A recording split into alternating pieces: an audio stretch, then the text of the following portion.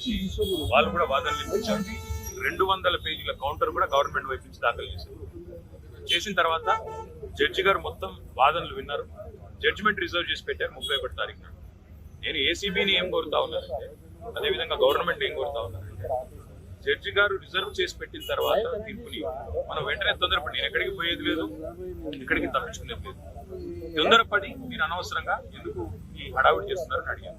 Plus ఇప్పుడు నేను అయినప్పటికీ చట్టాన్ని గౌరవించే పౌరుడిగా, రాజ్యాంగాన్ని గౌరవించే పౌరుడిగా వాళ్ళు పిలిచారు కాబట్టి వచ్చాను. వచ్చి నాకు ఒక లెటర్ ఇచ్చారు, ఇన్ఫర్మేషన్ కావాలి, డాక్యుమెంట్స్ కావాలి. ఏం ఇన్ఫర్మేషన్ కావాలి, ఏం డాక్యుమెంట్స్ కావాలో మాకు తెలియదు, అందుకే అడిగాం. అడిగితే ఇప్పుడేమో వాళ్ళు లేటెస్ట్గా ఏం చెప్తున్నారంటే, మీరు ఒక్కరే రావాలి, లాయర్స్ రాకూడదు. ఆల్రెడీ తీర్పే అక్కడ పెండింగ్ ఉన్నది కాబట్టి మా లాయర్స్తో వస్తే మీకేం ఇబ్బంది అని అడిగితే సమాచారం ఇవ్వడం లేదు. దాంతోపాటు ఇంకా ఏమంటున్నారంటే, మీరు ఒక్కరే రావాలి. నాకు ఒక్కరే రావడానికి ఇబ్బంది లేదు, కానీ ఒక పౌరుడిగా నా ప్రాథమిక హక్కులకు కూడా భంగం వాటిల్లకుండా చూసుకోవాల్సిన బాధ్యత నా మీద ఉంటుంది. అందుకే పోలీస్ అధికారులు అడిగాను, ఎక్కడన్నా లిఖితపూర్వకంగా ఉందా నా లాయర్ రాకూడదని, దయచేసి ఉంటే ఇవ్వండి అన్నాను. సో వారు సంప్రదిస్తున్నారు. నేను ఇక్కడ కేవలం ఇవాళ ఏసీబీ ఆఫీస్కి వచ్చి మీకు ఏం ఇన్ఫర్మేషన్ కావాలి, ఇప్పుడు నన్ను వాళ్ళు అడుగుతున్న ఇన్ఫర్మేషన్ మొత్తం గవర్నమెంట్ దగ్గరే ఉంది. నేను తీసుకున్న నిర్ణయం ఏదైనా ఉంటే అది మినిస్టర్గా తీసుకున్నాను, గవర్నమెంట్గా తీసుకున్నాను. అట్లాంటప్పుడు నా దగ్గర ఉన్నదని సమాచారం వారు ఏదైతే అపోహపడుతున్నారో అదంతా మీ దగ్గరనే ఉంది. ఈ వాదన అంతా కూడా నేను ఆల్రెడీ కోర్టులో చెప్పాను. కోర్టు ఆల్రెడీ తీర్పు రిజర్వ్ చేసి పెట్టింది. హైకోర్టు మీద ఉన్న గౌరవంతో, చట్టాల మీద ఉన్న గౌరవంతో, రాజ్యాంగం మీద ఉన్న గౌరవంతో నేను ఇక్కడికి వచ్చానని చెప్పాను. వారు మరి ఏ కారణం చేతనో నా లాయర్ నాతో రాకూడదు అంటున్నారు. మరొక పౌరుడిగా నాకు నా లాయర్ను వెంట పెట్టుకుని విచారణలో భాగస్వామ్యం చేసే అధికారం నాకు ఉందని నేను అనుకుంటున్నాను. లేదు అని వారు అంటున్నారు. భారత రాజ్యాంగం నడుస్తుందని నేను అనుకుంటున్నా. కాదు రేవంత్ రెడ్డి రాజ్యాంగం మాత్రమే ఇక్కడ నడుస్తుంది తెలంగాణలో వాళ్ళు అంటున్నారు. చూడాలి మరి వాళ్ళు ఏం చెప్తారు. మీరు ముందుగా ఇన్ఫార్మ్ చేశారా అడ్వకేట్స్? బ్రదర్, వాళ్ళు హైకోర్టు తీర్పు రిజర్వ్ చేసిన తర్వాత నిజాన్ని నన్ను పిలవాల్సిన అవసరం లేదు. హైకోర్టులో చాలా గంటల వాదనలు వాళ్ళు వినిపించారు ఏసీబీ తరఫున. ఇవాళ కొత్తగా మళ్ళీ ఇప్పుడు శోధించేది సాధించేది లేదు. చెప్పాల్సింది కూడా చెప్పకుండా ఇక్కడేదో హడావుడి చేసి నిన్న రైతు భరోసా ఎగ్గొట్టారు కాబట్టి రైతు భరోసా నుంచి తప్పించుకోవడానికి 2 రోజులు మీడియాలో ఈ డ్రామా నడపాలని రేవంత్ రెడ్డి గారు అనుకుంటున్నారు. దీనికి మేము బాధపడం. రేవంత్ రెడ్డి గారు ఏమనుకున్నా 15,000 ఇస్తానని చెప్పి 12,000 ఇచ్చిన విషయము ప్రజలకు గుర్తుంది. మీరు ఎన్ని డ్రామాలు చేసినా మాకు ఇంకో సమాచారం కూడా ఉంది. నేను ఇక్కడికి రాగానే కావాలని కేటీఆర్ ఇంటి మీద రైడ్స్ అని చెప్పి అక్కడ రైడ్లు చేయించాలని ఆలోచన చేస్తా ఉన్నాను. పర్వాలేదు, ఇవన్నీ డ్రామాలు మాకు తెలుసు. మీరు ఎన్ని డ్రామాలు చేసినా రాష్ట్ర ప్రజలకు నేను చేసే విజ్ఞప్తి ఒకటే, 420 హామీలు ఏవైతే రేవంత్ రెడ్డి ప్రభుత్వం ఇచ్చిందో అది అమలు చేసేదాకా కొట్లాడదాం. కేసులు ఎన్ని పెట్టినా, మీడియా మేనేజ్మెంట్ పాలిటిక్స్ ఎన్ని చేసినా భయపడాల్సిన అవసరం లేదు, బాధపడాల్సిన అవసరం లేదు. వాళ్ళు ఎన్ని రైడ్స్ చేసుకున్నా, ఎన్ని డ్రామాలు చేసినా నా లాయర్లు ఉంటే వాళ్ళకి వచ్చిన ఇబ్బంది ఏంటంటే, నాతో పాటు లాయర్లు ఉంటే నా రైట్స్ ప్రొటెక్ట్ చేయబడతాయి. ఇక్కడ మా పట్నం నరేందర్ రెడ్డి గారిని అరెస్ట్ చేసినప్పుడు ఆయన ఇవ్వని స్టేట్మెంట్ ఇచ్చినట్టుగా పోలీసులు తప్పుడు వార్తలు రాసి మీడియా క్లీన్ చేశారు.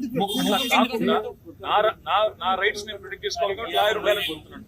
వాళ్ళకి వచ్చిన ఇబ్బంది సార్ ఇప్పుడు ఈ స్థాయిలో ఆంక్షలు పెట్టారు, మీరు నేరుగా విచారణకు అటెండ్ అవుతున్నారు. వాళ్ళు చెప్పిన నరేందర్ రెడ్డి గారు ఇవ్వని స్టేట్మెంట్ ఇచ్చినట్టుగా తప్పుడు స్టేట్మెంట్ రికార్డ్ చేసిందే పోలీసు వాళ్ళు. అందుకే నాకు వాళ్ళ మీద నమ్మకం లేదు కాబట్టి నా లాయర్ని తెచ్చుకున్నా.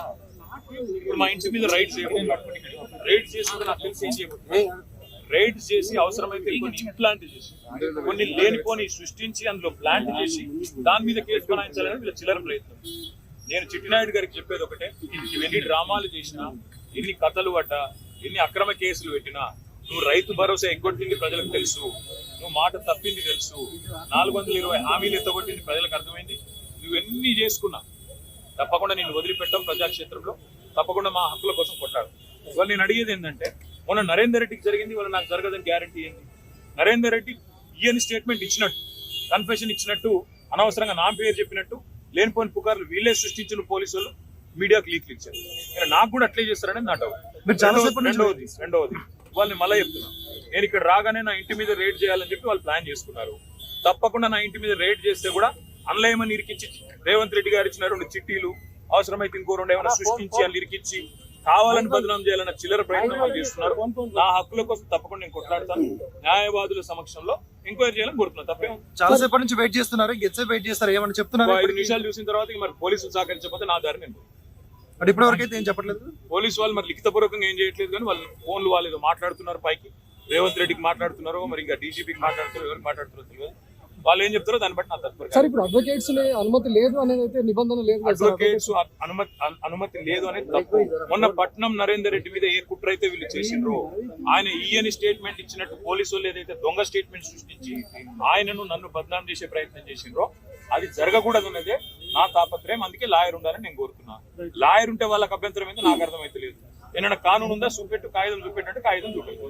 సార్ మీరు క్వశ్చన్ చేసి ఏం చెప్తున్నారు సార్? అడ్వకేట్స్ తీసుకొని వెళ్తే కానీ మా ఇష్టం. ఇది ఇక్కడ భారత రాజ్యాంగం లేదు, అంబేద్కర్ రాసిన రాజ్యాంగం లేదు, అనుముల రేవంత్ రెడ్డి రాసిన రాజ్యాంగం ఉంది. మా ఇష్టం, మా జాగిరి అంటారు. ఏం చేయాలి?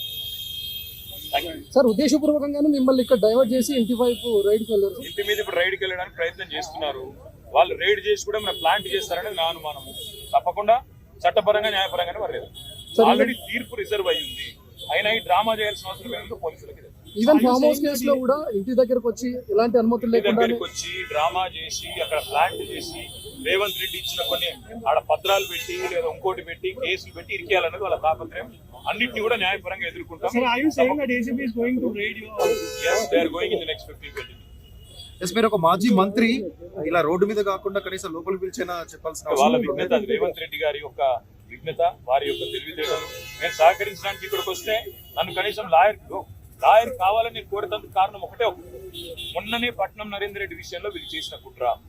రేవంత్ రెడ్డి డైరెక్షన్ ప్రకారం పట్నం నరేందర్ రెడ్డి మీద ఇవ్వని స్టేట్మెంట్ ఇచ్చినట్టు అభూత కల్పనలు సృష్టించి, ఊహాజనితమైన వార్తలు సృష్టించి బదనాం చేసే ప్రయత్నం చేసి ఆయన కన్ఫెషన్ ఇచ్చిండు, కేటీఆర్ ఏం చేసిండని లేనిపోని కథ చేసిండ్రు. మళ్ళీ మాకు అట్లా జరగకూడదు అనేది నా ఎక్స్టెన్సివ్ ఆర్గ్యుమెంట్స్ ఏసీబీ చేసి జడ్జిమెంట్ రిజర్వ్ అయిన తర్వాత మంచి అవసరం పిలిచి అయినా వచ్చినాక మీరు నా లాయర్ రాకూడదు అంటే నేను ఇన్ రైటింగ్ ఇవ్వండి. నేను లాయర్ రాకూడదు, ఇన్ రైటింగ్ ఇవ్వండి. నేను ఉంటాను ఇక్కడ, వెయిట్ చేస్తాను. రోడ్డు మీకు ఇక్కడ ఇన్ రైటింగ్ ఇవ్వమంటే లాయర్ రావడానికి వీల్లేదు. లేదంటే మీరు ఇంటి ఉంటే వెళ్ళిపోతాను. లేదు మీకు లెటర్ ఇచ్చి వెళ్ళిపోమంటే మీకే లెటర్ ఇచ్చి వెళ్ళమంటే వెళ్ళిపోతాను. మీ ఇష్టం. I have to do this. మీరు వెళ్ళిపోమంటే ఇటు వెళ్ళిపోతాను. You have no right to arrest me. I have right to an advocate. ఎవరు చెప్పి ఇన్ రైటింగ్ ఇవ్వండి నాకు పద్ధతి కాదు కదా. మర్యాదగా మీతో కోఆపరేట్ చేస్తుంటే మీరు ఇంతమందిని పెట్టి హడావుడి ఎందుకు చెప్పండి?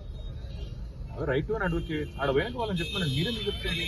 ఏసీ యూఆర్ నాట్ ఏసీపీ, వాళ్ళు ఏసీపీ. వాళ్ళు చెప్పండి నాకు, నేను వాళ్ళని అడుగుతాను కదా. వాళ్ళు చెప్పండి నాకు. లేదంటే ఇటు వెళ్ళిపోతాను. మరి మీ ఇష్టం. It's your wish.